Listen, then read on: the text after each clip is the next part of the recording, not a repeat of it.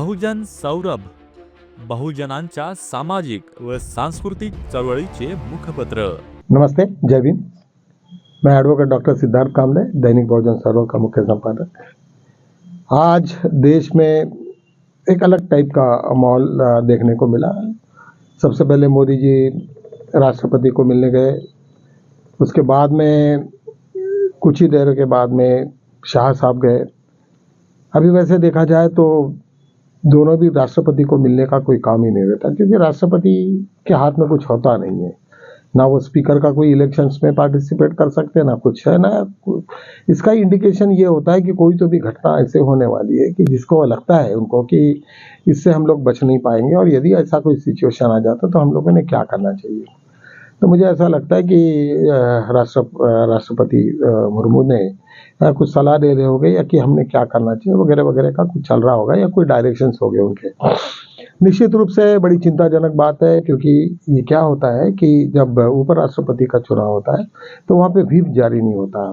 क्योंकि व्हिप इसलिए नहीं होता क्योंकि जब वो उपराष्ट्रपति और इनके सब चुनाव होते, जब एक्चुअली रियल मायने में जब चुनाव होने के बाद में सबको इसको वाइस प्रेसिडेंट का चुनाव के लिए लड़ना पड़ता। वो शायद और आज तक का ट्रेडिशन रहा कि विरोधी पक्ष नेता ही लोगों ने आपस के सहमति से होते रहता, तो वहाँ पे व्हिप वगैरह का कोई इशू नहीं होता। ये सिचुएशंस को देखते हुए ऐसा लगा आरएसएस और बीजेपी के बीच वाली जो रिप चल रही थी बहुत दिनों से, उनमें कुछ खलबली मच रही थी, तो इसका फायदा आरएसएस ने बहुत अच्छी तरीका से लिया। शायद ये खेला होने की आशंका आरएसएस मतलब बीजेपी को लग गई। मोदी शाह को पता चल गया कि ये कोई ना कोई खेला हो सकता है, और यदि ये खेला हो जाता है तो उनके विरोध का कोई ऐसा आदमी बीजेपी को ही परेशान करेगा। ऐसा आदमी का इलेक्शन सिलेक्शन हो जाएगा जिसमें इवन विपक्ष भी साथ में कुछ ना कुछ ऐसा डील हो सकता है। तो ऐसा मुझे लगता है कि शायद वो दोनों भी लोग इसलिए घबराए हो गए। एक तो वो एक बात हो सकती है, या फिर इंटरनेशनल लेवल पे कुछ ऐसी गड़बड़ी हो सकती है, या 5 तारीख का जो खेला होने वाला है, जो राहुल गांधी अपने पूरे के पूरे कार्ड खोल के ये पूरे देश को बताने वाले हैं कि यहाँ पे चीफ इलेक्शन कमीशन ने हमारे साथ में किस तरीका से धोखा दिया, और बीजेपी ने आज जो सत्ता हासिल की है वो किस तरीका से की, और कितने कारनामे और कितने लोगों उसमें इन्वॉल्व थे। ये सब होने के बाद में निश्चित रूप से जो लोगों ने हूटिंग किया उनका तो पारा भड़कना ही है। उनको तो लगना है कि भाई हमने इतनी मेहनत करने के पश्चात हमारे से कोई ना कोई यदि बदमाशी करता है तो निश्चित रूप से वो बहुत एक चिंताजनक बात है, और रास्ते पर आने की सिचुएशंस को अवॉइड नहीं किया जा सकता है। और ऐसे कोई सिचुएशन में आ जाती है तो मुझे ऐसा लगता है कि रास्ते पे लोग आ जाए तो फिर बड़े से बड़े कितने भी लोग हैं तो वो फिर हल जाते हैं। तो मुझे ऐसा लगता है कि ये सब सिचुएशंस को देखते हुए मोदी शाह ने या उनके इंटेलिजेंस ने उनको बताया होगा कि तुमने अभी इसी तरीका से करना है या नहीं करना है, अभी ये तो बात वक्त ही बताएगा। लेकिन मैंने कल भी आपको हिंट दिया कि जैसे यहाँ पे अडानी ने जिस तरीका से अपना पूरा का पूरा छत्र जमाया है, तो उसी प्रकार बाकी भी लोग अभी ये सोचेंगे कि अडानी पूरा माल खा रहा है तो बराबर नहीं है। वो भी लोग, वो चाहे फिर रशिया के साथ में डीलिंग करने वाले बहुत सारे एजेंट हो, या बहुत सारे जो आयात निर्यात में जो पार्टिसिपेट करते हैं, क्योंकि हमारे यहाँ का आयात निर्यात बहुत बड़ा है, और कई कंट्रीज उसके ऊपर में, ऐसी छोटी मोटी कंट्रीज को तो ये होता है, मतलब इतना बड़ा अमेरिका और पूरे विदेशों में हमारा माल जाता है। तो निश्चित रूप का उनको मालूम है, और 140 करोड़ का ये देश इतना बड़ा है, ये इससे भी लोग मालूम है कि यहाँ पे कंजम्पशन कितना बड़ा है। अभी हम लोग जितने भी बार मैं विदेशों में घूमता हूँ तो वहाँ पे स्पेशली लिखा रहता है कि इंडियन रेस्टोरेंट, लेकिन वो रेस्टोरेंट पाकिस्तान के होते हैं, नेपाल के होते हैं, यहाँ से छोटे मोटे आजू बाजू के देश हैं उनके सब होते हैं, इवन श्रीलंका के भी होते होंगे। लेकिन मैंने आज तक उनके पाकिस्तानी रेस्टोरेंट और ये वो कोई देखा नहीं, क्योंकि उनको मालूम है ये सब जितने भी फॉरेन में जाने वाले लोग हो, या फिर पर कैपिटा इनकम, कुछ बहुत सारे कुछ अपने भी यहाँ लोग हैं जिनका पर कैपिटा इनकम बहुत ज़्यादा है। कंटिन्यूसली हमारे देश से विदेशों में घूमने वालों की भी संख्या बहुत ज़्यादा है। तो ये सब सिचुएशंस को देखते हुए यहाँ का व्यापार और लोग, कोई नहीं चाहेगा कि इंडिया के साथ में कोई गलत बात करे और इंडिया के साथ में अपने संबंध खराब करे। तो ऐसे टाइप का सबका सब ये है। तो मुझे लगता है कि जो मोदी और शाह का जो जिस तरीका से डोनाल्ड ट्रम्प उनकी बेइज्जत कर रहा है, और जिस तरीका से उनको ये हो रहा है, शायद हो सकता है कि एलन मस्क भी उसका बदला निकालने के लिए वो कहेगा कि इससे गवर्नमेंट को टॉपल कर दो, तो उसका काम ही खत्म हो जाएगा। तो मतलब जितना भी कुछ उनके दादागिरी जो चल रही थी डोनाल्ड ट्रंप की, वो तो शायद वो खत्म हो जाएगी। मोदी और शाह खत्म हो जाए, वो नहीं रहे तो वो क्या करेंगे, किसको बोलेंगे? राहुल गांधी को थोड़ी बोल सकते कि तुम चुपचाप रहो, तो उसको मुंह फोड़ जवाब देंगे वो, और इस सिचुएशन में उनके बाहर जाएगी। तो मुझे ऐसा लगता है कि ये देश में विदेशों में ये सब सिचुएशंस को देखते हुए कुछ ना कुछ बड़ा खेल होने वाला है, क्योंकि कई लोग हैं यहाँ, तो इंडिया में बहुत छोटे मोटे लोग को अफेक्टेड हो गए, लेकिन जब बड़े पैमाने में इंटरनेशनल लेवल में लोग अफेक्ट होते हैं तो उसका परिणाम भी बहुत बेकार होते रहते हैं। तो और मुझे ये भी बताना जरूरी है कि इंडिया अलायंस ने ये कर दिया कि हम लोगों ने हमारा कैंडिडेट सिलेक्ट किया है और निश्चित रूप से वो उसको हम लोग जिताने की कोशिश करेंगे। तो वो कैसे होगा, क्या होगा, कैसे होगा, इसके बारे में तो अभी वक्त ही बताएगा। और निश्चित रूप से ये बहुत चिंताजनक बात सभी लोगों के लिए है। आज वैसे एक खबर है, परसों की खबर है, क्योंकि एक बहुत बड़ा दिल्ली और यूपी में एक बहुत बड़ा स्कैंडल हुआ।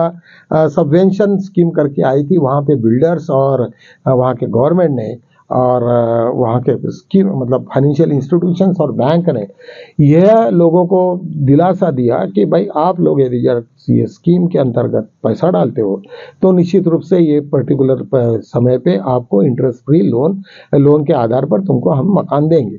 लेकिन ये स्कीम कई सालों से चल रहा है, 17-18 साल से कुछ चल रहा है, 17-18 हाँ मतलब 10-12 साल से चल रहा है, और उसके पश्चात भी लोगों को कुछ नहीं मिला। लोगों ने कई कंप्लेंट की और सब जगह पे गए, लेकिन थक गए।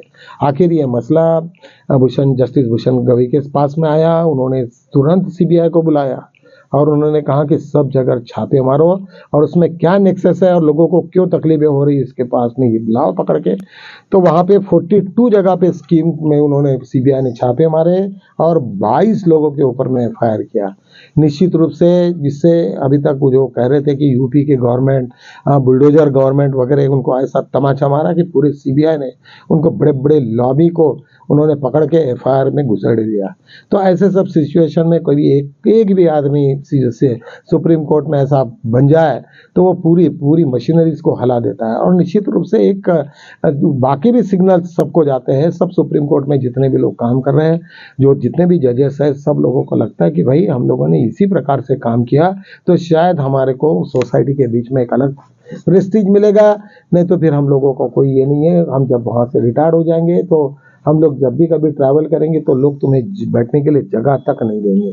तो ये सिचुएशन नहीं आनी चाहिए करके मुझे ऐसा लगता है कि ये जो ये हुआ ये बहुत ही अच्छा एक शुरुआत है और 3-4 साल और भूषण गवई को है। मेरे ख्याल से ये पूरे इलेक्शंस और जो भी कुछ बीजेपी का बर्बादी का भी वक्त है यही है, और वो उनको यहाँ पे चीफ जस्टिस की वजह से कोई उनको इतना दिलासा मिलेगा ऐसा मुझे कुछ लगता नहीं। एक दूसरी इम्पोर्टेंट चीज इलेक्शन कमीशन की तरफ से आज अभी एसआईआर के मामले में जिस तरीका से 7 तारीख से सब लोग वहाँ बिहार बंद की बात कर रहे थे, कई मरे हुए लोगों के नाम वो लिस्ट में आ गए, ऐसे बहुत सारे हंगामे हो गए जिसके वजह से अभी चीफ इलेक्शन कमीशन भी घबराया हुआ है। उनको लगा कि यदि ये लोग रास्ते पे आ जाते तो हमें पूरा ये हो जाएगा, हम लोग मतलब कहीं के नहीं रहेंगे। तो ऐसे सिचुएशन में भी मुझे लगता है कि ये सब बातों को यदि ध्यान में रखे और मोदी और शाह का इस तरीका से राष्ट्रपति को मिलना और ये इंटरनेशनल लेवल के जितने भी गेम और खेमे हो गए, तो इससे सब मुझे ऐसा दिखता है कि शायद गवर्नमेंट चारों तरफ से घिरी है। वैसे भी ऑपरेशन सिंदूर में क्या हालत होगी सब दुनिया में देखा, और बहुत सारे बीजेपी के लोग भी उसको प्रमोट कर रहे थे, ये सब चीज़ों को वो बिल्कुल स्तब्ध रह गए। और इस वक्त जो बीजेपी के तरफ से चिल्लाने का जो बड़ा ये था, जोश था, वो पूरा का पूरा नष्ट हो गया। यही चीज़ हमने देखे। मुझे ऐसा लगता है कि अभी मोदी के दिन और शाह जी के दिन, गुजरात लॉबी के दिन ये शायद अभी खत्म हो रहे, और यदि ये सिलसिला रहा तो निश्चित रूप से हम लोगों को एक थोड़ा सा एहसास होगा। लेकिन जितने भी लोग चिड़े हुए हैं आज जो जिसमें इलेक्शन में हारे हुए हैं, वो कुछ ना कुछ खेल करेंगे और कुछ ना कुछ गेम होने की संभावना है।